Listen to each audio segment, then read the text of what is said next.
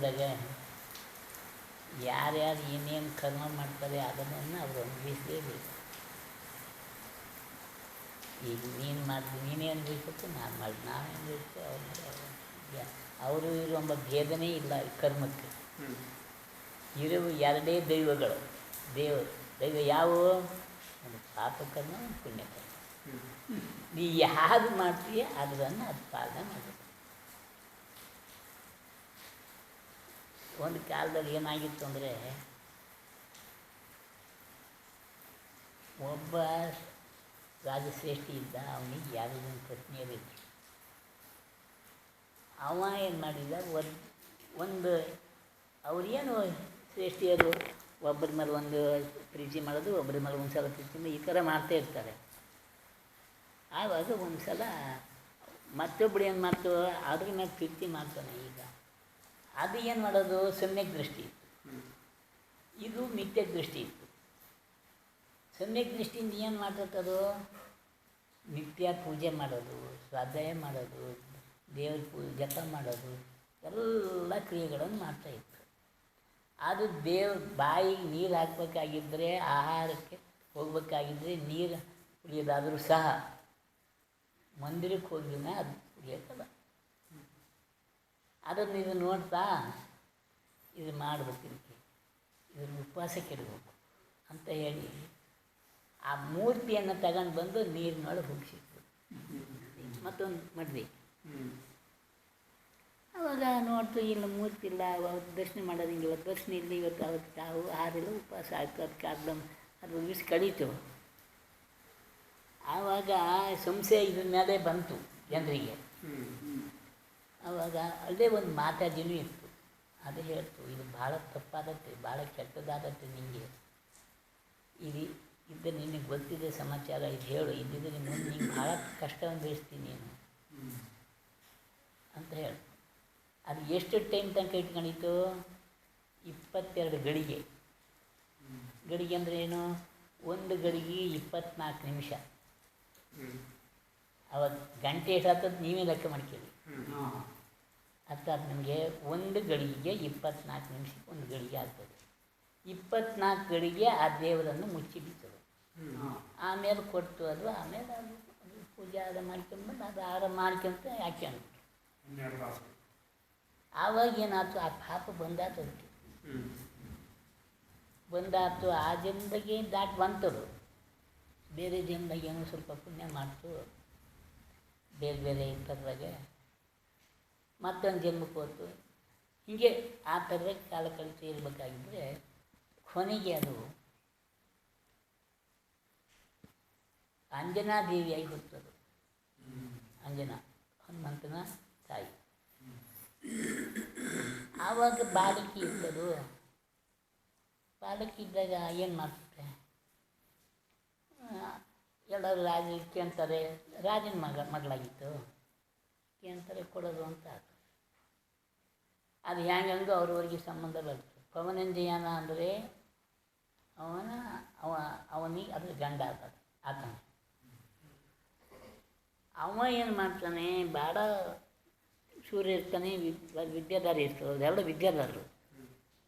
ವಿದ್ಯಾಧಾರ ತಮ್ಮ ವಿದ್ಯೆಯಿಂದಲೇ ಎಲ್ಲಿ ಬೇಕಾದ್ರೂ ಹೋಗ್ತಾರೆ. ಅವರು ಎಲ್ಲಿ ಬೇಕಾದ್ರೂ ಬರ್ತಾರೆ. ಅವ್ರಿಗಿನ್ನ ನೀವು ವಾಹನ ಬೇಕು, ನಿಮ್ಮನೆ ಗಾಡಿ ಬೇಕು, ಬೈಕ್ ಬೇಕು ಅಂಬೋದು ಏನಿಲ್ಲ ಅವರಿಗೆ. ವಿದ್ಯಾಧಾರಿಗೆಲ್ಲ ಅಷ್ಟೇ. ಅವಾಗ ಒಂದು ದಿವಸ ಏನು ಮಾಡ್ತಾನೆ, ಇದನ್ನು ಅದಕ್ಕೆ ಅವನಿಗೆ ಕೊಟ್ಟು ಮದುವೆ ಮಾಡಿಬಿಡ್ತಾರೆ ಅಂಜನೇಯ.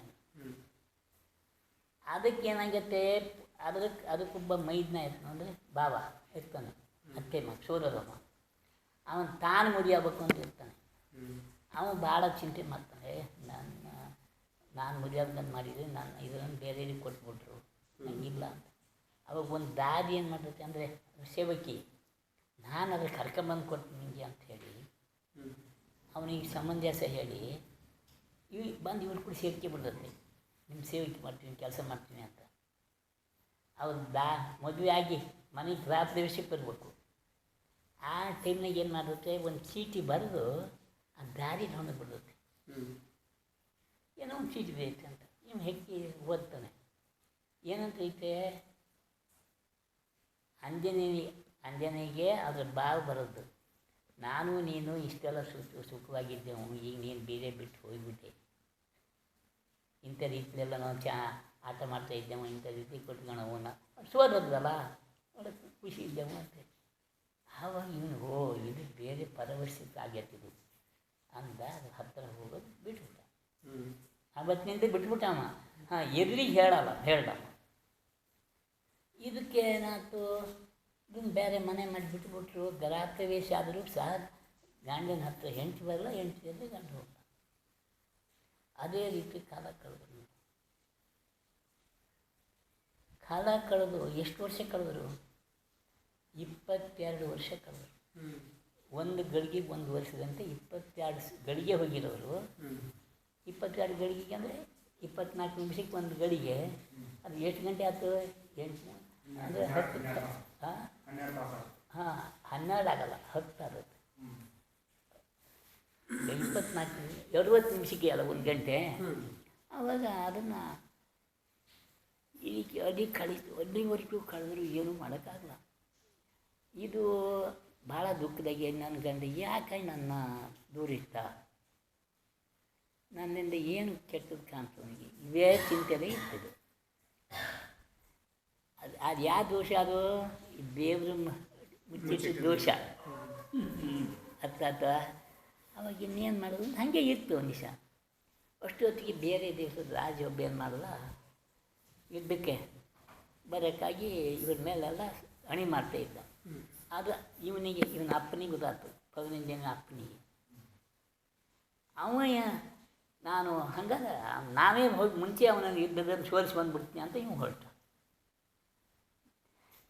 ತಕ್ಷಣ ಏನಾಯ್ತು, ಈ ಮಗಿದ್ನ ಇವನಿಗೆ ಗೊತ್ತಾಯ್ತು. ಹೀಗೆ ನೀವಂತ ವಯಸ್ಸಾದವ್ರು ಹೋಗ್ತೀರಿ, ನಾ ಇಂಥ ಬಲಿಷ್ಠವಾದ ಮಗಿದಾಗ ಪವನಂಜ, ನೀವು ಯಾವ್ದಕ್ಕೆ ಹೋಗೋದು ಯುದ್ಧಕ್ಕೆ? ನಾನೇ ಹೋಗ್ಬೋದು, ಅಲ್ಲಿ ಗೆದ್ಕೆ ಬರ್ತೀನಿ, ಮನೇಲಿ ಇರಿ ಅಂತ ಬಿಟ್ಟು ಎಲ್ಲ ಸೈನ್ಯ ರೆಡಿ ಮಾಡ್ಕೊಂಡು ಹೋಗಿ ಒಂದು ಪಯಣ ಒಂದು ಉಳಿದ್ರು. ಒಂದೇ ಇಟ್ಟಿಗೆ ಹೋಗೋಕ್ಕಾಗಲ್ಲ, ದಾರಿಯಿಂದ ಉಳ್ಕೊಂಡು ಅಲ್ಲಿ ಸಂಜೆ ಆಯ್ತು.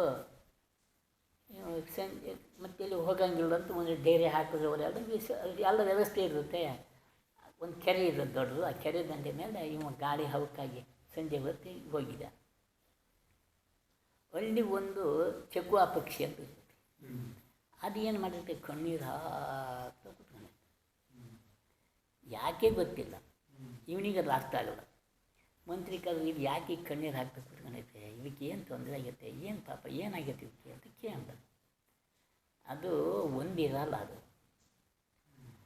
ಅದರ ಗಂಡ ಬಂದಿನ ಅದಕ್ಕೆ ಸಮಾಧಾನ ಇಲ್ಲ.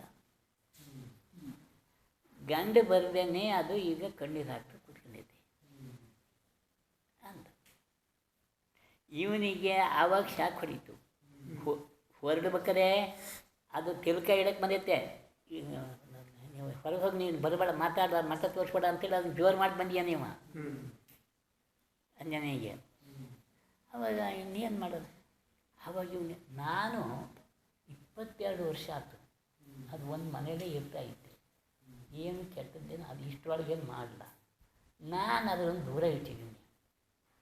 ಅದು ಎಷ್ಟು ಕಣ್ಣೀರು ಹಾಕಿದ್ದಾತು? ಇದು ಒಂದು ದಿವಸಕ್ಕೆ ಇಷ್ಟು ಕಣ್ಣೀರು ಹಾಕ್ಬೇಕು ಹೋದೈತೆ. ಅದು 22 ವರ್ಷದಂಗೆ ಎಷ್ಟು ಕಣ್ಣೀರು ಹಾಕಿರ್ಬೋದು, ಯಾವ ಥರ ಕಷ್ಟದಲ್ಲಿರ್ಬೋದು, ಏನು ತೊಂದರೆ ಇರ್ಬೋದು. ಆವಾಗ ಸೀದಾ ನಾನು ವಾಪಸ್ ಹೋಗ್ಬೇಕು ಅಲ್ಲಿ ಮನೆಗೆ ಅಂಥೇಳಿ ಮಂತ್ರಿ ಕರೆದು ಹೇಳ್ತಾನೆ, ಏನಾದ್ರು ಮಾಡಪ್ಪ ಅಂತ. ವಿದ್ಯಾಧರ್ನ ಕೂಡಲೇ ಏನು ಮಾಡ್ತಾನೆ, ಸೈನ್ಯ ಅಲ್ಲ ಬಿಟ್ಟ. ನಾನು ಬೆಳಗಾಗೋರಿಗೆ ಬರ್ತೀನಿ, ನಾನು ನೀನು ಬರ್ತೀನಿ. ಸೀದಾ ಇವು ಅಲ್ಲಿಂದ ಸೀದಾ ಮನೆಗೆ ಬಂದು ಬಾಗಿಲು ತರ್ಬೋದು. ಯಾರು ಕೇಳ್ತು, ನಾನು ಹಿಂಗೆ ಪವನಂಜಯ ಬಂದಿದ್ದೀನಿ, ಆದರೂ ನಂಬಿಬೇಕಲ್ಲ. ಆವಾಗ ಹಿಂಗೆ ಬಂದಿದ್ದೀನಿ, ನೀನು ಅದು ಏನು ಚಿಂತೆ ಪಡಬೇಡ ಅಂಥೇಳಿ ಕೂಡೊಬ್ಬನ ಕರ್ಕೊಂಡೋಗಿದ್ದು. ಅವ್ನು ಹೊರಗಡೆ ಬಿಟ್ಟು ರಾತ್ರಿ 9-10 ಗಂಟೆಗೆ ಎಲ್ಲ ಮಲಗಿದಾರಪ್ಪ. ಆವಾಗ ಯಾರು ಕೇಳೋರು ಯಾರು, ನೋಡೋರು ಯಾರು, ಯಾರೂ ಇಲ್ಲ. ಅವಾಗ ಹಾಗೆ ಸೀದಾ ಒಳಗೆ ಹೋದ. ಅವೆಲ್ಲ ಕುಶಲ ಮಾತೆಲ್ಲರಾದರೂ ಅವ್ರ ಕ್ರಿಯೆಗಳನ್ನೆಲ್ಲ ಪೂರೈಸಿದ್ರು, ಮಾತಾಡಿ ಪ್ರೀತಿ ಮಾಡಿದ್ರು. ಅಲ್ಲಿಂದ ನಾವು ಹೋಗ್ತೀನಿ ಅಂತ ಹೊರಟ. ನೋಡಿ, ನನಗೆ ಇಲ್ಲಿವರೆಗೂ ನೀವು ದೂರಿದ್ರಿ, ಈಗ ನೀವು ನಮ್ಗೆ ಇದೇ ಟಿಪ್ಪಿಗೆ ಗರ್ಭ ನಿಂತುಬಿಟ್ರೆ ನೀವು ಯಾರಿಗೆ ಬೇರೆಯವರಿಗೆ ನೀನು ಗರ್ಭ ನಿಂತು ಇಲ್ಲಿವರೆಗೂ ನೀವು ದೂರದಾಗಿರೋಕ್ಕಾಗಿ ಯಾರಿಗೂ ಗೊತ್ತಿಲ್ಲ. ನೀವು ಊರಿನಾಗ ಯಾರಿಗೂ ಹೇಳಿ ಹೋಗಿ ಇಲ್ಲಿ ಇದ್ರೆ ಏನಾದರೂ ಒಂದು ಬರ್ಕೆ ಡಾಕ್ಯುಮೆಂಟ್ ಮಾಡಿ. ನಿಂಗೇನು ಹೆದರ್ಬೇಡ ನೀನು ಅಂದ ತನ್ನ ಕೈ ಮುದ್ರೆ ಉಂಗುರ ತೆಗ್ದ ಅದು ಕೈ ಕೊಟ್ಟ ನೀವು ಹೋಗ್ಬಿಡ ಯುದ್ಧಕ್ಕೆ. ಅದೇ ಗರ್ಭ ಅದಕ್ಕೆ ನಿಂತ್ಬಿಡ್ತು. ಆವಾಗ 1 ತಿಂಗಳು 2 ತಿಂಗಳಾಯ್ತು 6 ತಿಂಗಳಾಯ್ತು, ಆವಾಗ ಗೊತ್ತಾಗ್ತೈತಿ ಇದು ಗರ್ಭಿಣಿ ಅಂತ. ಅತ್ತೆ ಮಾವಿಗೇನಾಯ್ತು, ಇದು ಯಾರೋ ಬೇರೆ ನಿಂತ್ಕೊಂಡಿದ್ದೆ ಅಂತ. ಇವ ಸೀದಾ ಯುದ್ಧಕ್ಕೆ ಹೋಗ್ಬಿಟ್ಟಿಯಾನೆ. ಅಲ್ಲಿ ಯುದ್ಧದಲ್ಲಿ ಗೆದ್ಕೆ ಬರ್ತಾನೆ, ಆದರೆ ಅಲ್ಲಿ ತನಕ ಇರ್ಬೇಕಲ್ಲ ಅವರು. ಹೆರಿಗೆ ಆಗೋದೇನು ನಿಲ್ತಂತ 2 3 4 ವರ್ಷ ಆಗ್ಬಿಟ್ರೆ ಎದ್ದು ಬರ್ತಿರುತ್ತೆ. 4 ವರ್ಷ ಆಗ್ಬಿಡ್ತು. ಆವಾಗ ಕೂಡಲೇ ಅದನ್ನು ಇದು ಮಾಡುತ್ತೆ. ಅವಾಗ ಗೊತ್ತಾಗ್ತದೆ ಯಾರಿಗೆ, ಇಂಥವರಿಗೆ ನನಗೆ ಅಣ್ಣಿಗೆ ನಾ ಆದ್ದು ಅಂತ ನನ್ನ ಬಂದಿದ್ದು. ಅದು ಡಾಕ್ಯುಮೆಂಟ್ಸ್ ಏನೈತೆ ತೋರಿಸ್ತದೆ ಮುಂದೆ ಉಂಗ್ರ. ಇದು ನಾವು ನಂಬಲ್ಲ, ನೀ ಏನೋ ಕಂತ್ರಿ ಮಾಡಿದ್ದೆ, ನೀನು ಮೋಸ ಮಾಡಿದ್ವಿ ಅಂತೇಳಿ ಅದನ್ನು ಹೊರಗೆ ಹಾಕಿಬಿಡ್ತಾರೆ. ಹೊರಗೆ ಹಾಕಿ ಏನು ಮಾಡುತ್ತೆ, ಒಂದು ದಾದಿ ಅದಕ್ಕೆ ಕೂಡಿ ಕಳಿಸಿ ಹೊರಗೆ ನೀನು ಹುಟ್ಟಿದ ತವ್ರ ಮನೆಗೆ ಯಾರು ಹೋಗೋದು ಅಂತ ಹೋಗ್ತಾರೆ. ತವ್ರ ಮನೆಯಲ್ಲೂ ಆವಾಗ ಈಗ ನನಗೆ ಅಲ್ಲ ಕಟ್ನೆಟ್ಟಿದ್ರು ಅವರು. ಅಲ್ಲಿ ಹೋಗಿ ಹಿಂಗೆ ಅಂಜನೆ ಬಂದೈತೆ, ಹಿಂಗೆ ಗರ್ಭಿಣಿ ಆಗೈತೆ, ಹಿಂಗೆ ಮಾಡಿ ಬಂದೈತೆ ಸಚಿವಾಗಿ ಹೇಳ್ಬಿಟ್ಟೆ ಹೊರಗಡೆ ದೂರದಾಗ ಅದು ಬಿಟ್ಟು. ಅದು ಯಾರಿಗೋ ಜಾಗ ಆಗೈತೆ ಬೇರೆಯವರಿಗೆ, ಆದ್ದರಿಂದ ಅವ್ರು ಇಲ್ಲಿವರೆಗೂ ನಾವು ಅದ್ರ ಸಂಪರ್ಕ ಇಲ್ಲ ಅಂತ ನಾನು ಕೇಳಿದ್ದೀನಿ. ಆದರೆ ನಾವು ಅದನ್ನು ಒಳ್ಕೊಳಲ್ಲ ಇಲ್ಲಿ ಅಂತೇಳಿ ಬಿಟ್ಟೇ ಬಿಡ್ತಾರೆ. ಮನೇಲಿ ಸೇರ್ಸ್ಕೊಳಲ್ಲ, ತವ್ರ ಮನೆಯಲ್ಲೂ ಸೇರ್ಸ್ಕೊಳಲ್ಲ. ಅವಾಗ ಏನು ಮಾಡ್ಬೇಕಾಗ್ತದೋ ಹಾಗೆ ನೋಡಿದ್ರು. ಬೆಳಗಾಯ್ತು, ಬೆಳಗಾದ್ಮೇಲೆ ಎಲ್ಲರೂ ಒಂದು ದಿಕ್ಕು ಹೋಗೋಣ ಅಂದರೆ ಇಬ್ಬರು ಜೊತೆಯಾಗಿ ಹೋದರು. ಒಂದು ಕಾಡಾಗಿ ಹೋಗ್ತಾಯಿದ್ರು. ಅಲ್ಲಿ ಸಂಜೆ ಆಯ್ತು, ಕಾಡಾಗಿ ಎಲ್ಲಿಗೆ ಹೋಗ್ಬೇಕು. ಒಂದು ದೊಡ್ಡ ಗುಹೆ ಇತ್ತು. ಗುಹೆಯಲ್ಲಿ ಒಳಗೆ ಇಬ್ಬರಿಗೂ ಹಾಕ್ಕೊಂಡ್ರಿ. ಮತ್ತೇನು ಬೇರೆ ಯಾರಿಲ್ಲ ಅವ್ರಿಗೆ, ಕೂಡಿ ಎಲ್ಲ ಜನ ಇಲ್ಲ. ಅಲ್ಲಿ ಎಲ್ಲಿಗೆ ಹೋಗ್ಬೇಕು ಅವರು. ಅಲ್ಲಿಗೆ ಅದಕ್ಕೆ 9 ತಿಂಗಳು ಭರ್ತಿ ಆಗ್ಬಿಡ್ತದೆ. ಅಷ್ಟರೊಳಗೆ ಹೆರಿಗೆ ಟೈಮ್ ಬಂತಲ್ಲಿ. ಆವಾಗ ಏನು ಮಾಡ್ತದೆ, ಭಾಳ ಚಿಂತೆಯಲ್ಲಿ ಇರ್ತದೆ. ಅಷ್ಟೊತ್ತಿಗೆ ಒಂದು ಹುಲಿ ಬಂದ್ಬಿಡುತ್ತೆ. ಮನುಷ್ಯರ ವಾಸನೆ ಬಂತು, ಅದು ಇವ್ರನ್ನ ತಿನ್ನಕ್ಕಾಗಿ ಬಂದ್ಬಿಡ್ತದೆ. ಆವಾಗ ಇವ್ರು ಕೂಗ್ತಾರಲ್ಲ, ಅದೇ ಏನಾಗಿತ್ತು, ಪಕ್ಕದ ಗುಹೆಯಲ್ಲಿ ಪಕ್ಕದಾಗೂ ಒಂದು ವಿದ್ಯಾಧರ ಗಂಡ ಹೆಂಡತಿ ಬಂದು ಮಲಗಿದ್ರು. ಅದೇ ಇವರಿಗೂ ಸ್ವಲ್ಪ ಸಂಬಂಧ ಅದು ಮಲಗಿದ್ರು. ಅದು ಇವ್ರಿಗೆ ಅವ್ರಿಗೆ ಗೊತ್ತಿಲ್ಲ, ಅವ್ರಿಗೆ ಇವ್ರಿಗೆ ಗೊತ್ತಿಲ್ಲ. ಯಾರೋ ಹಿಂಗೆ ಕೂಗ್ತಾರೆ ಅಂತ ಹೇಳಿದ್ರು. ರಾಜನಪ್ಪ ಕೂಡಲೇ ತನ್ನ ಆಯುಧ ತಗೊಂಡ, ಬಿಲ್ಲು ಬಾಣ ತಗೊಂಡು ಸೀದಾ ಹೊರಟು ನೋಡ್ತಾನೆ, ಈ ಹುಲಿ ಬಂದ್ಬಿಡ್ತು. ಅದನ್ನು ಹೊಡೆದು ಅರ್ಸಿದ. ಇವರು ಕೂಗೋದೆಲ್ಲ ನಿರ್ತರು. ನೀ ಯಾರು ಏನು ಅಂತ ಎಲ್ಲ ಕೇಳಿದ್ರು.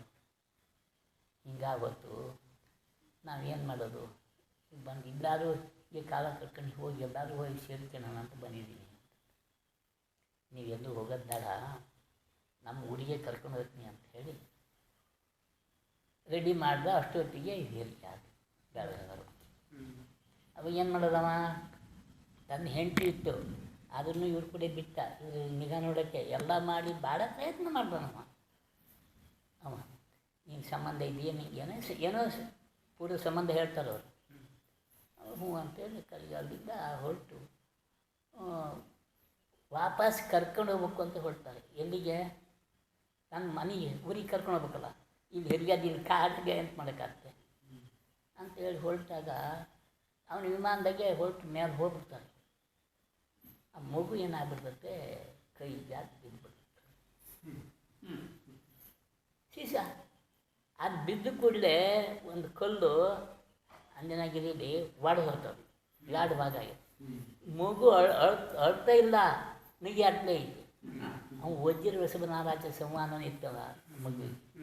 ಹಾಗಾಗಿ ಯಾವುದಾದ್ರು ಕಲ್ಲು ಗಿಲ್ಲು ಅದಕ್ಕೆ ಆಗಕ್ಕಲ್ಲ. ಆವಾಗ ಅಲ್ಲಿ ಕಡೆ ಕರ್ಕೊಂಡು ಹೋದರು. ಅವನಿಗೆ ನಾಮಕರಣ ಮಾಡಿದ್ರು. ಅಷ್ಟೊತ್ತಿಗೆ ಇವನಿಗೆ ವಿದ್ಯೆ ಪೂರೈಸಿ ಗೆದ್ದುಕೊಂಡು ಸೀದಾ ಮನೆಗೆ ಬಂದ. ನೋಡ್ತಾನೆ ಇಲ್ಲ, ಹೆಂಡ್ತಿಲ್ಲ, ಎಲ್ಲಿ ಹೋಯ್ತು ಏನು ಹೀಗೆ ಹುಟ್ಟಿದ ಮನೆಗೆ ಹೋಗ್ತಿರ್ಬೇಕು ಅಂತ ಅಲ್ಲ ಆಗಲಿಲ್ಲ. ಏನು ತಪ್ಪು ಮಾಡಿದ್ರಿ ಅಂದಾಜು ಸೀದಾಗ ಆನೆ ಮೇಲೆ ಅಲ್ಲಿಗೆ ಹೋದ. ಅಲ್ಲಿ ಹೋಗಿ ನೋಡಿದ್ರು ಅಲ್ಲೂ ಅವರು ಸೇರಿಸ್ಕಣ್ಣ ಅಂದರು.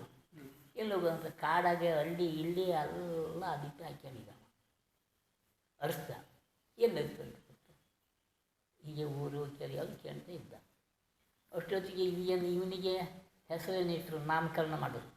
ಅಲ್ಲಿ ತಗೊಂಡೋದವ ಅಲ್ಲ ಮಾವನ ಬಾವ. ಅವನಿಗೆ ಏನಂತ ನಾಮಕರಣ ಮಾಡಿದ್ರು? ಆಂಜನೇಯ ಅಂತ ಮಾಡಲ. ಅವಾಗ ಆಂಜನೇಯ ಅಂದರೆ ಆಂಜನೇಯನ ಮಗ ಅಂತ ಅರ್ಥ ಅಷ್ಟೇ. ಅವನಿಗೆ ಗುಹೆಯಲ್ಲಿ ಇದಾದ್ದರಿಂದ ಅವನಿಗೆ ಎಂಥದ್ದು ದೇವ್ರ ಹೆಸರು ಇಡ್ತಾರೆ ಅಂತ ನೆನಪು ಹೋಗ್ಬಿಡ್ಬೇಕು ಸೆಟಾರ್ನೆ. ಅವ ಕುಯ್ಯಲ್ಲಿ ಹುಟ್ಟಿದ್ದು, ಕಲ್ಲಿನ ಬಿದ್ದು ಕಲ್ಲು ಹೊಡೆದದ್ದು ಇದೆಲ್ಲ ನೋಡಿ ಅವನಿಗೆ ಒಳ್ಳೆ ಚೆನ್ನಾದ ಹೆಸರಿದೆ.